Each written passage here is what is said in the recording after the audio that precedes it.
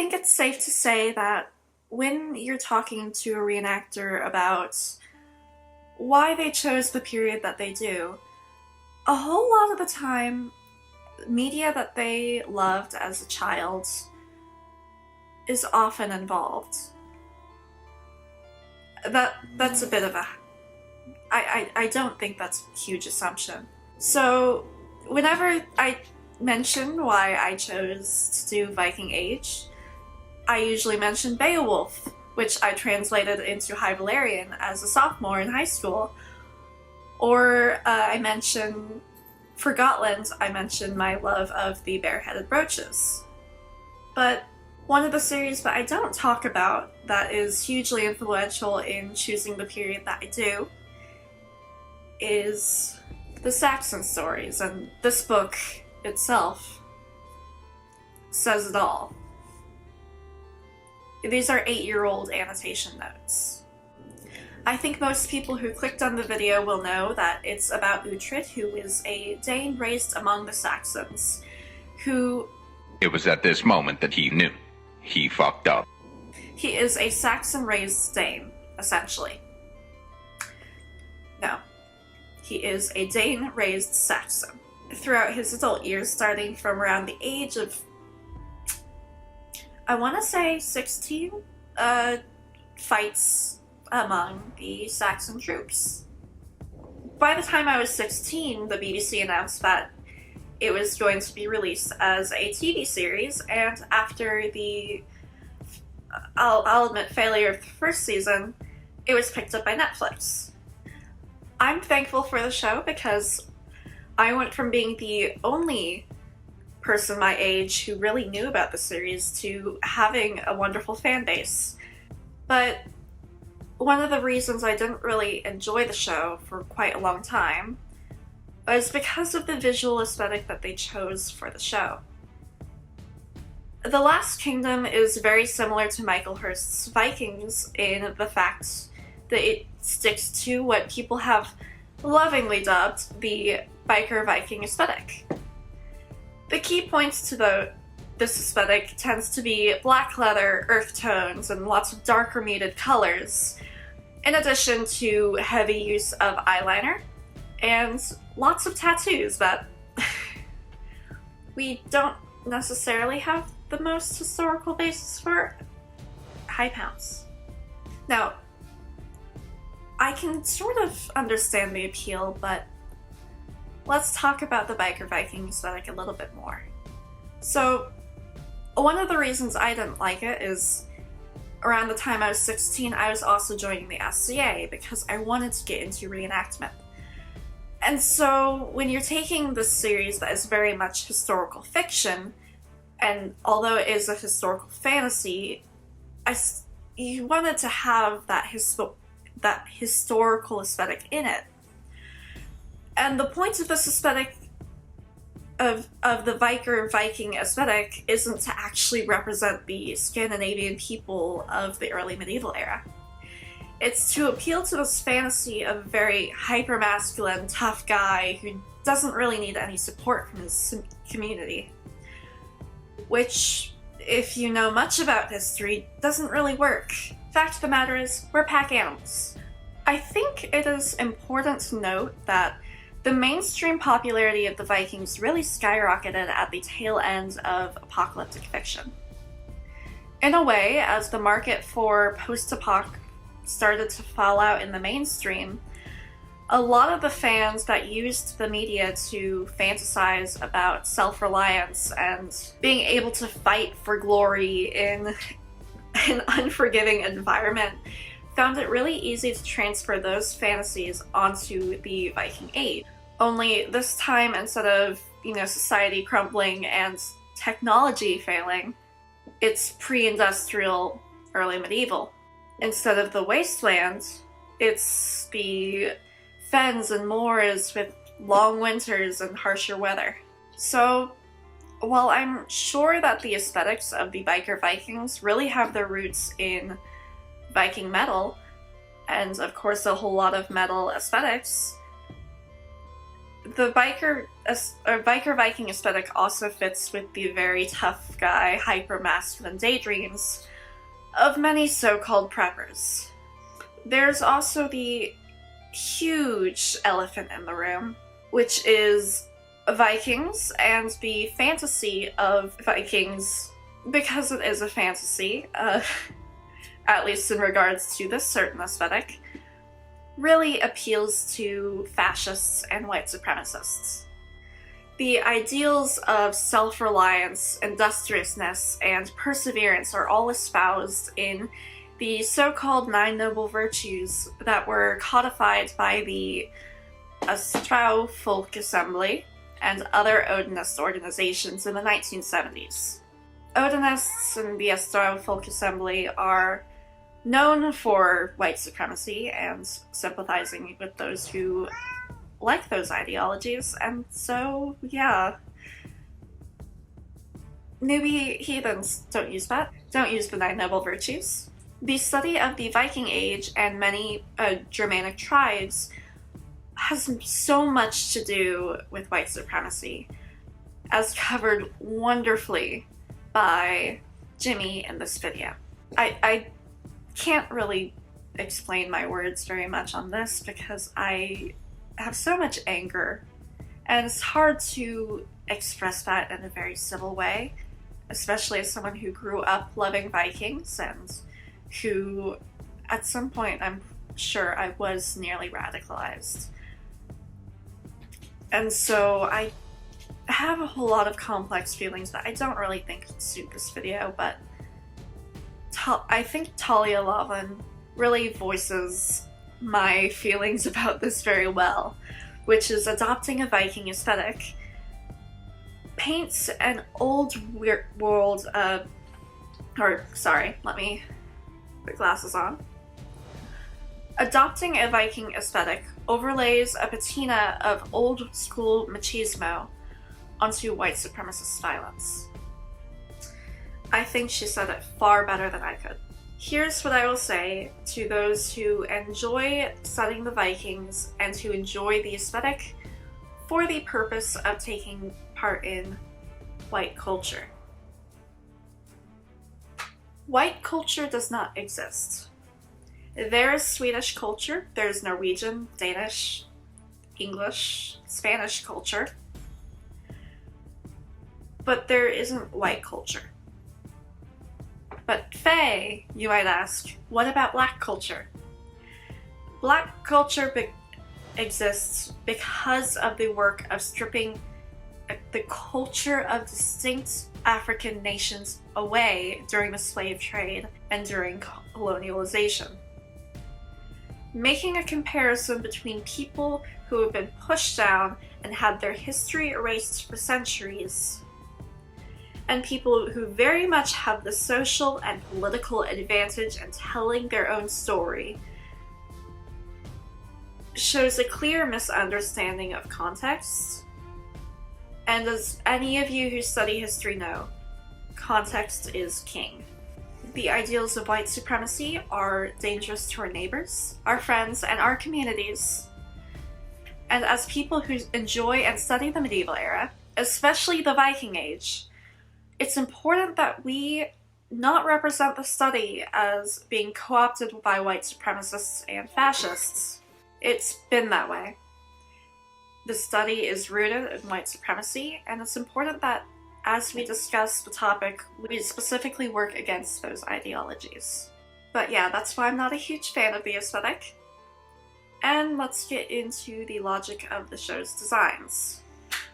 So, in the behind-the-scenes clips about the costume design that are on the official page, the designer mainly discusses selecting colors so that certain characters stand out in battle scenes, or most notably, because this is something that Jimmy harped on in his reacting to the Welsh in The Last Kingdom, is the colors used to denote differences between kingdoms for the purposes of large battle scenes. Unfortunately, that led to the Welsh only having one shade of red that they wore for an entire season.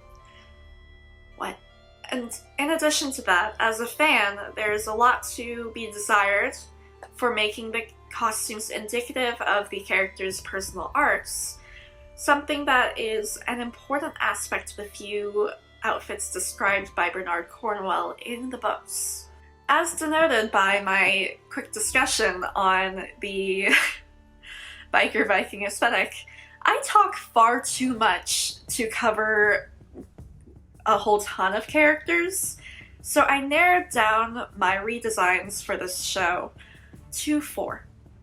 I obviously could not do a The Last Kingdom video without Uhtred and Alfred, so they will be the focus of my masculine section, and the Lady Aethelflaed and Gisela will be discussed as female characters. If you want to hear about others, leave them in the comments and I may do a part 2 of this.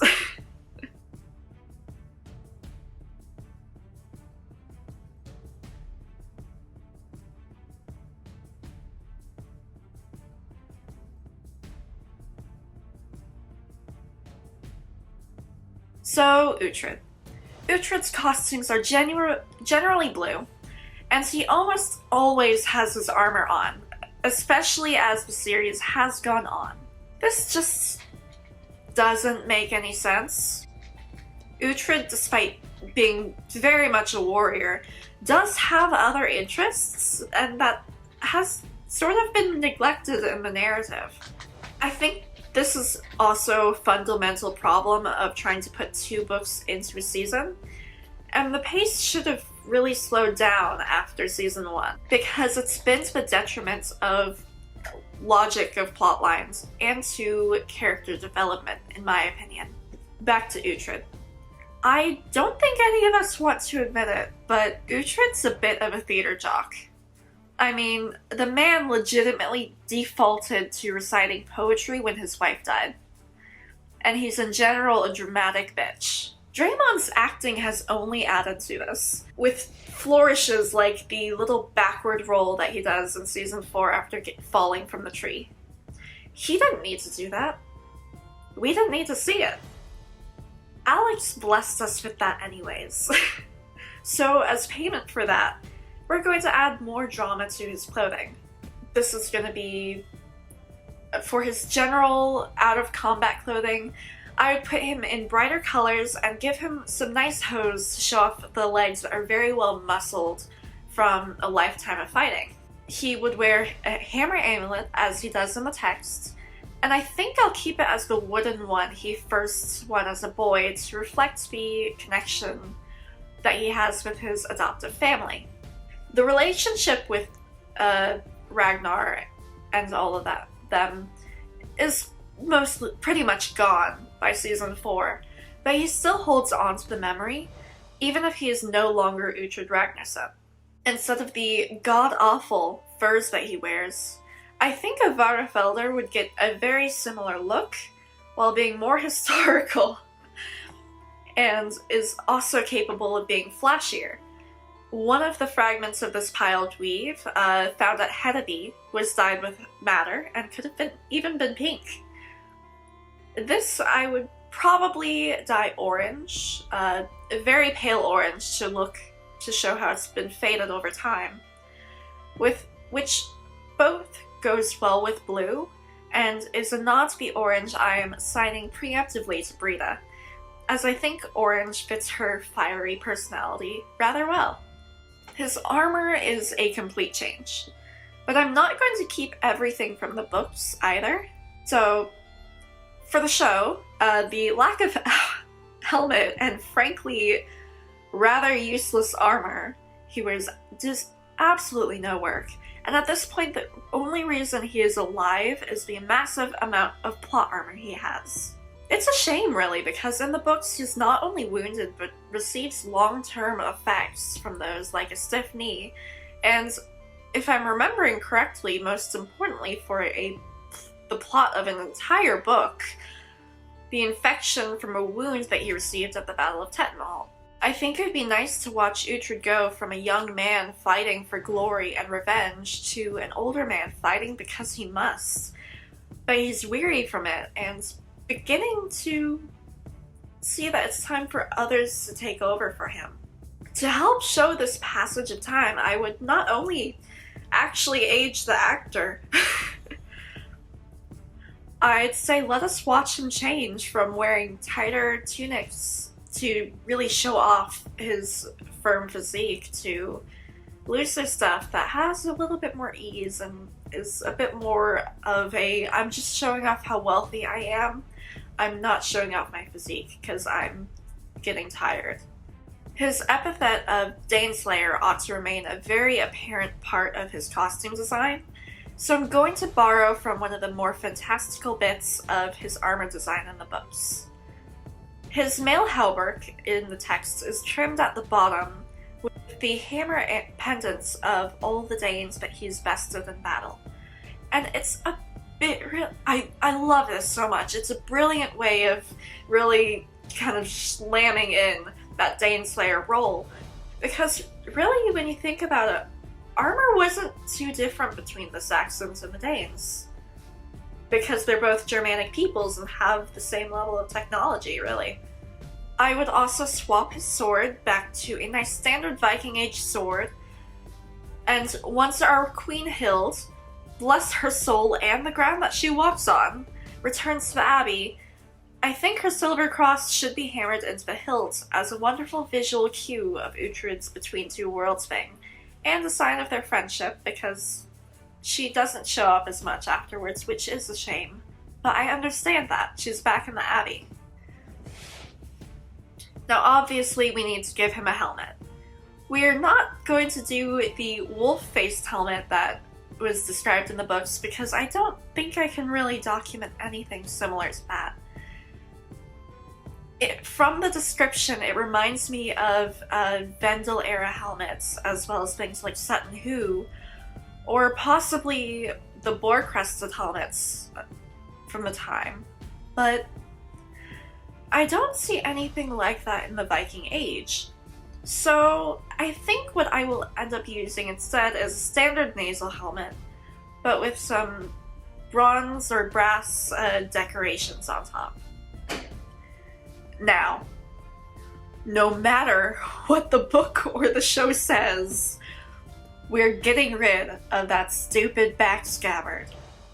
Y'all may think that's cool, or that it's cool, but that is baldric erasure.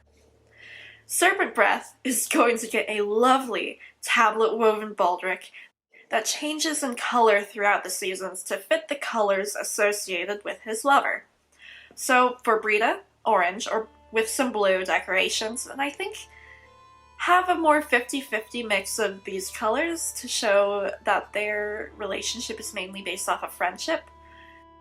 For Mildreth, a nice yellow with a sagey green involved too, with a design evocative of wheat. Gisela would have red with blue dragons, and this would start out as a very deep color. But throughout Season 2 and the start of Season 3, this should fade to a pinkish. Not to show that he is falling out of love with her, but more to show the passage of time and show that the passion that they started with has turned more into a partnership built on trust in one another. This baldric should stay even in Season 4, and if Season 5 gives him a new love interest, either don't have him have a new baldric, or take the trim that Gisela wove and put it on his tunic. This is because Gisela is always in his mind, even when he is an old man in Bebnberg.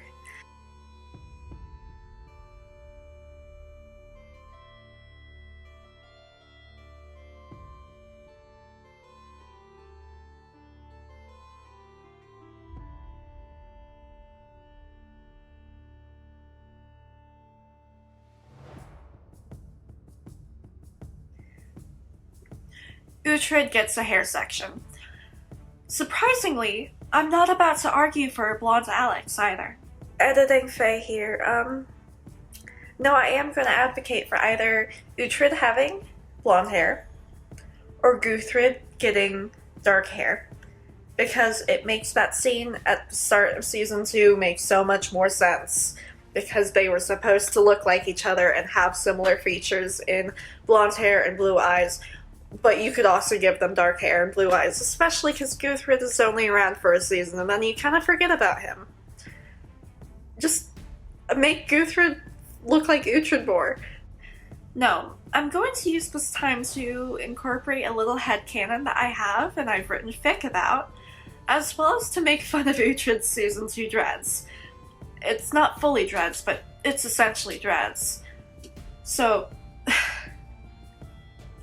brushed hair was so important to hygiene.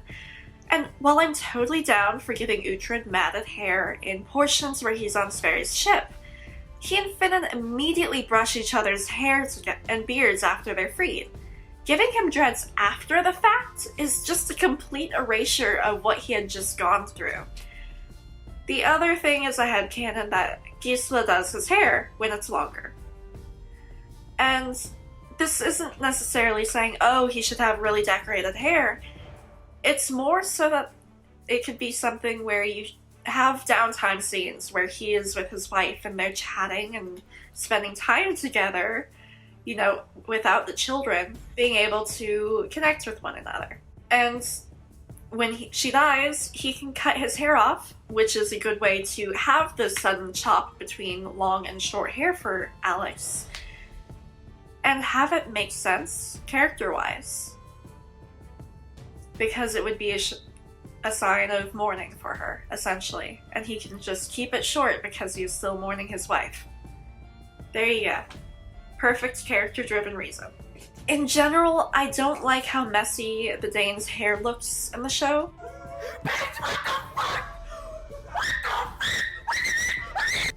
Especially considering the amount of combs we have, and descriptions of how they were more attractive than the Saxons for their hygiene. But the dreads especially just... it grinds my gears so much. I can get what they're going for with Alfred's costumes in the show. They're very modest and similar to those used by the priest characters, giving very clear visual cues that Alfred is a pious, serious man. However, in many of his looks, it really reads more as ye old pajamas, rather than him being a king who happens to be pious. And then there's this knitted yoke on his tunic at Aethelflaed's wedding, as well as the edge of his cope, which to me reads more as 70s than it does 9th century. So, for the redesign. First things first, we're given this man trousers. I don't think we ever really see him in any. Next up is shortening his tunic and giving it a little bit more volume so he can blouse it over a beautiful belt. This is all pretty standard, and if we want to give him a more solemn look, instead of copious amounts of embroidery or trim, which we don't really need huge amounts of it at all to discern wealth or status, just a little bit of decorative stitching around the collar and on contrasting bands of his shirt might just be enough. The show has given him a color scheme of red and grey, which I think is pretty nice, but a green would be a lovely show of wealth. While its association with the season of Epiphany could also lead to a connection between the color and the ideals of hope, as Alfred does hope for a united England, something never really seen in his time, and something he never does get to see. He dies hoping for England, and as his health declines, this green could become more of an olive color as a sign of his hope of seeing England fading as well. A huge missed opportunity would be to incorporate his scholarly leanings with a prop inspired by the Alfred jewel, which is named such for its inscription that reads, Alfred meg het Jorechan, or Alfred ordered me made. It was once attached to a rod, likely wood, and it's generally accepted that it would be the handle of a pointing stick for the use while reading. Having this in scenes where he is in his study would be rather nice, and it's a gorgeous piece of metalwork. The show is really overall too grimy, and we should give these kids some shinier props and sets. That's my opinion. So, the Lady Aethelflaed. Overall, I kind of like what's going on with her. It's not the best. It's really not, but it's not horrible either. But there are two costumes I want to hit on really well that are total redesigns. The costumes I'm going to be spending the most time on are two major looks, the one worn at her wedding and her battle outfit. Uhtred describes her wedding outfit and the princess as she walked down the aisle as this. She was in love with love, transported that day to a height of joy that showed like radiance on her sweet face. She wore a dress of pale blue linen sewn with panels showing saints with halos and crosses. She had a girdle of gold cloth hung with tassels and small silver bells. Over her shoulders was a cape of white linen that was fastened at her throat with a crystal brooch. The cape swept the rushes on the flagstone floor as she walked. Her hair, gold bright, was coiled about her head and held in place with ivory combs. That spring day was the first on which she wore her hair up, a sign of marriage, and it revealed her long, thin neck. She was so graceful on that day. There are three major things I want to hit before I hop into my redesign. One, her joy in that scene is obviously a very naive one, because this is a 14-year-old girl marrying a 30-year-old man. It is also perfectly preparing us for what is to come, that being the person assassination, or real-life character assassination of Ethelred. We don't know what he and Aethelflaed were actually like. We know that Uhtred doesn't like Ethelred in the narration because they have met before, which I think everyone sort of just decided to forget because the show never addressed it. It shows us that she, like Alfred, remains blind to the bad parts of the man that she is going to marry, but is hopeful for the idea of love. The show keeps this super well, especially borrowing the line that Gisela used, or originally spoke the night of their wedding, that love should be gentle and kind. The colors also help to reflect this, since we as modern viewers tend to associate pastels with youth and innocence. The other thing is the heavy use of embroidery.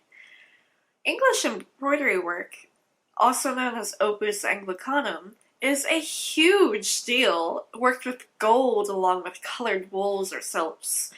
This is a dress that would have had hundreds or thousands of hours worked into it. And it's wholly perfect for the marriage of a princess, especially one with a father as ambitious as Alfred is. Hair. It is such a huge deal to these folks, and it is given no weight in the show. I just did the Uhtred with the dreads rant, but the same goes for women's hair. I think the closest we see visually to a woman's hair getting put up after marriage is with Gisela, whose hair goes into a braid at the point of her marriage and onwards. And even then, in season 3, she just has like a turban. So, I genuinely adore the book dress with like no care in the world given to the historical accuracy of it. But I can understand from a costuming perspective not wanting to do an entire dress covered with saints and embroidery. So I propose a simpler option to the costume team. Make a dress similar to these. You could make it in silk, but still have it in those pastel cotton candy colors used in the show to create that naive look to her whole wardrobe.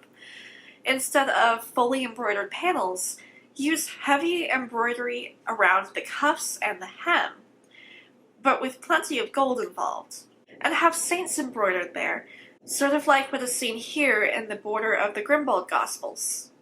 In between the rondels, taking inspiration from the benedictional of Saint Aethelflaed, we could use those corner flowers to maintain the floral aesthetic of her show flower crown, because the next thing we're covering is her hair. We're giving her a veil. A gorgeous veil too, long, made with a lightweight fabric that drapes beautifully and makes her seem like it's Madonna. Instead of a pure white, I think we could use a pale blue to bring up the flush of her cheeks, and to go around it, a fillet of gold. I really want to show that we can do period headwear and make it lovely. After this, have Aethelflaed cover her hair, but allow more of it to be showing when she is with her support systems, like her family and later with the Cookham squad. For the veil, use different methods of draping it too throughout the seasons, because there's really a lot you can do with a rectangle of fabric. For inspiration on this, I am actually drawing inspiration from not just period artworks, but modern uses or modern ways of wearing the Cheallaigh. Now, her battle outfit.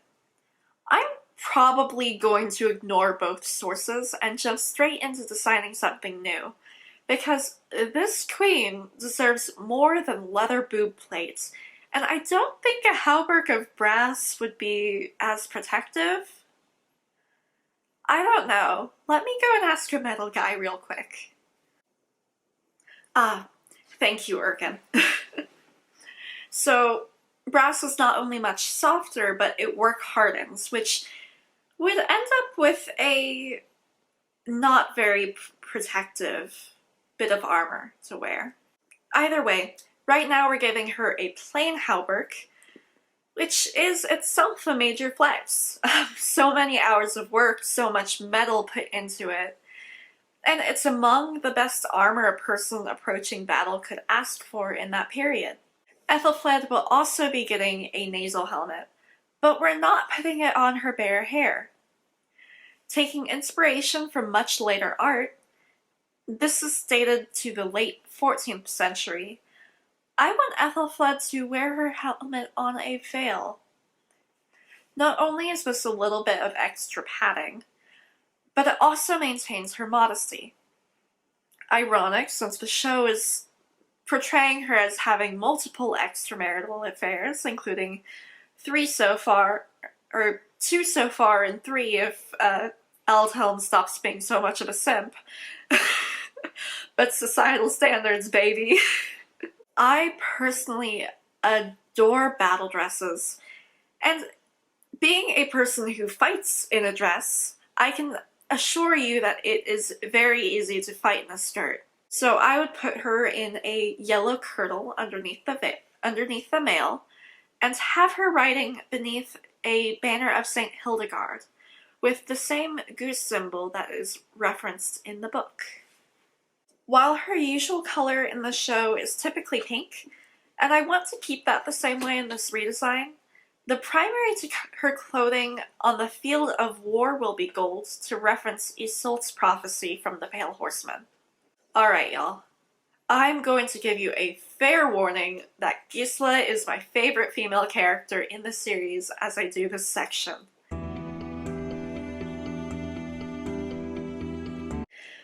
You see, the most important part of her character, at least in my interpretation of reading the books and watching the show, ended up being completely ignored in the show, and the same goes for her design.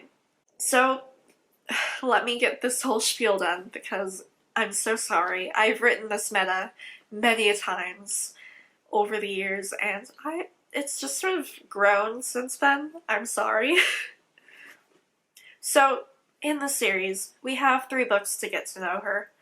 First as a maiden, where she is focused on her destiny above all, and we can see how far she is willing to go to get what she wants, without ever touching a weapon. This is also when Gisela tells Uhtred her fate, and that she will give him 2 sons and a daughter. Despite Uhtred's infatuation with her, as readers we just got the prophecy from Isolde, which is that he will love a woman of gold. Gisela, dark-haired, dark-eyed Gisela, is not a woman of gold. Still, it's satisfying that she turns to Hild for help and hides herself away so she cannot be sold off by her brother. I love that the show adds to this, since part 1 of season 2 is focused on Cumberland and Dunholm and the lead up to it.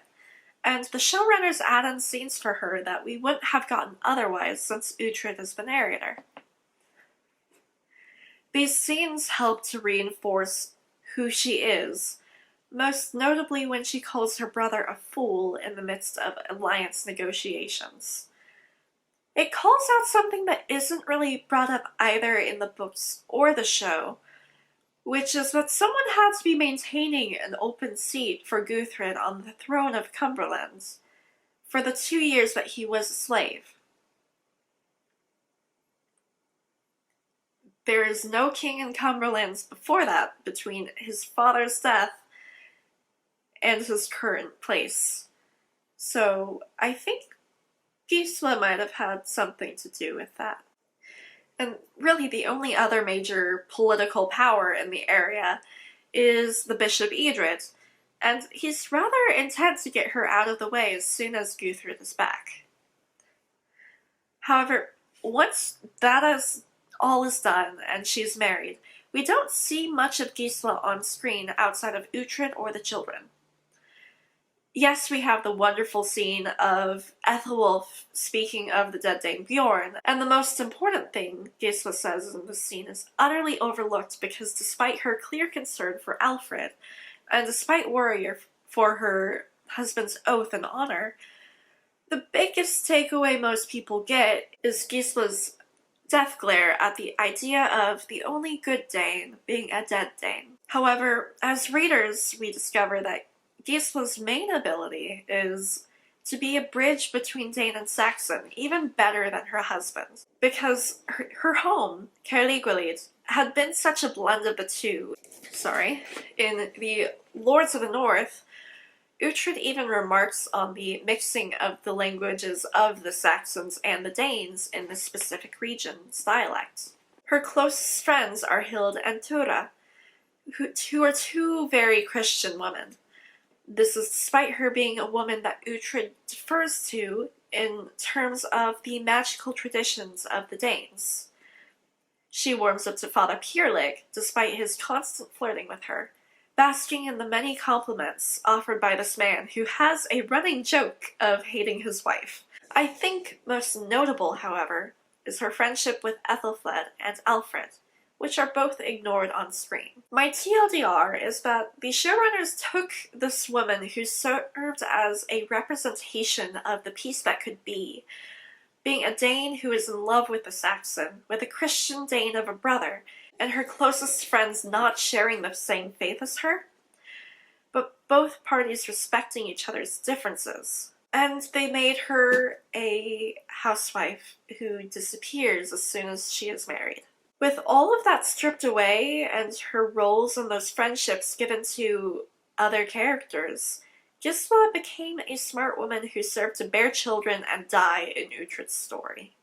To make this more reflective in her costumes, we're going to just toss out everything that was given to us, and give her ones that are more reflective of her role as a bridge.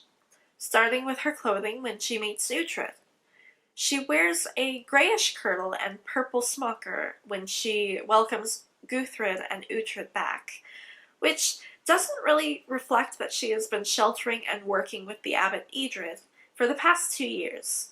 I would dress her more simply. I won't entirely use the dressed in a grey cloak and shift so that at first Uhtred thought she was a nun description, but we will use a rather plain form of dress for her, making use of a more faded version of the red that she wears in her wedding. For this section, she'll just be in a belt and kirtle, reflective of the wealth that they had to give up in order to offer a ransom for her brother, though she will have a single strand of simple, less colorful beads around her neck. At her wedding, I like the dark red as a formal color for her. It really fits Perry Baumeister's complexion, and there's of course the symbolism of red being the color of love, which reflects the lengths that they've gone for one another. So let's make her formal clothes, and these will be the same ones that she wears to Aethelflaed's wedding, as well as whenever Alfred visits. Let's make this a deep red apron dress with a narrow band of blue silk across the top, fastened with, at first, bronze brooches. As the marriage goes on, they will turn to silver or gold, and the beads strung between them more decorated as well. I really want to minimize the amount of costume changes while also reflecting the family's change in status. For more daily wear, like for the scenes where Aethelflaed visits, and when she is running around, 9 months pregnant with her 4th child, or 3rd if you're a show-only fan, we're going to skip the apron dress and instead go with another kirtle. Generously cut, this one's going to all be about fabric manipulation, with it tucked into the belt in different ways or worn with different sets of necklaces. This is going to still be on the red side of things, but not a super deep red. This is lived in, a bit lighter and slightly orange in color. I like the thought of blue trims for her, but she won't totally give up her color for Uhtred's. Instead, they both wear traces of the other on their person. The only time I think I would like to see her in blue would be in the scene just before Uhtred leaves and never sees her again. Due to blue's association with Uhtred in the show, and with the Madonna and Christianity, I think it would make the later insult of calling her the Whore of Babylon even worse. Once again, Gisela gets a head covering, although hers will be a little bit more relaxed, with a textile fillet or simply a kerchief or cap tied behind the neck. So, I'm changing a lot. That's the best summary I can give you right now. I am changing a lot about all of the designs.